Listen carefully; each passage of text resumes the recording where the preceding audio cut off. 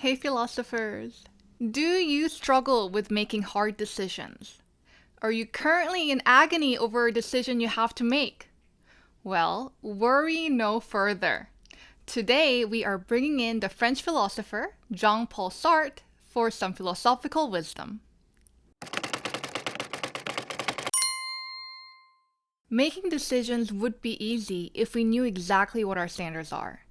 For example, if I were deciding between two career choices and I knew that money matters to me more than anything else, then the only thing I would have to look at is compensation. But the problem is that in reality, we are much more complex than that. There are so many factors to consider. Which career allows more time with family and friends? Which one do I feel more passionate about? Which one aligns more with my ethics or value system? The list goes on. And so we get anxious when making big decisions. We're afraid that we'll get it wrong, so to speak. What if I choose A, but B is actually the choice that's best for me? Well, here is one solution from Sartre's philosophy. You can't get it wrong because there is no right answer for you to begin with.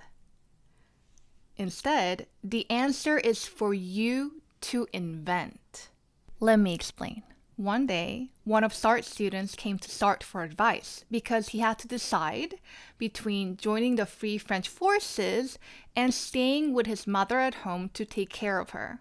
And it wasn't a simple decision because staying with his mother meant concrete good for an individual, while joining the army meant indefinite contribution to a group of people. To this dilemma, Sartre argued that no established doctrine was going to help this man. Any doctrine can be interpreted in a way that favors either option. Trusting one's instincts isn't as helpful as one might think either. This young man, in fact, said to Sartre that if he feels that his love for his mother is enough, he will stay with her. But Sartre had a very interesting response to this, which is that what confirms his love for his mother is not his pre-action instincts, but rather the decision to stay with her itself. To quote Sartre, the only way to determine the value of this affection is precisely to perform an act which confines and defines it. Isn't this interesting? Because this creates this vicious cycle of I can only stay with her when I know that I love her. How do I know I love her? By staying.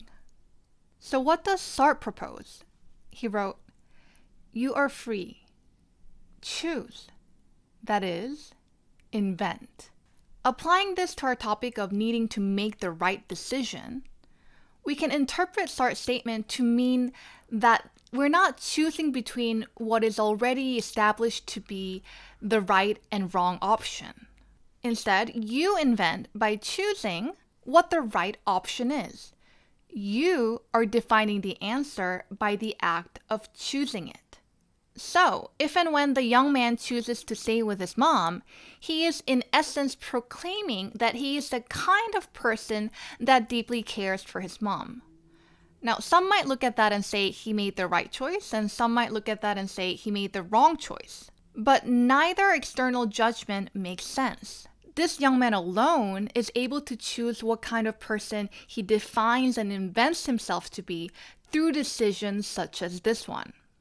This way of thinking really helps me get out of this whole rabbit hole of obsessing over making the right decisions and right choices in my everyday life. The thing I like to deeply consider instead is what kind of person I am inventing myself to be through this particular decision. For example, I choose to go to church every Sunday, not because I don't think there are other ways I could spend my time that maybe others would consider better, but because I choose to be the kind of person that is devoted to God. I choose to make it a core part of my essence.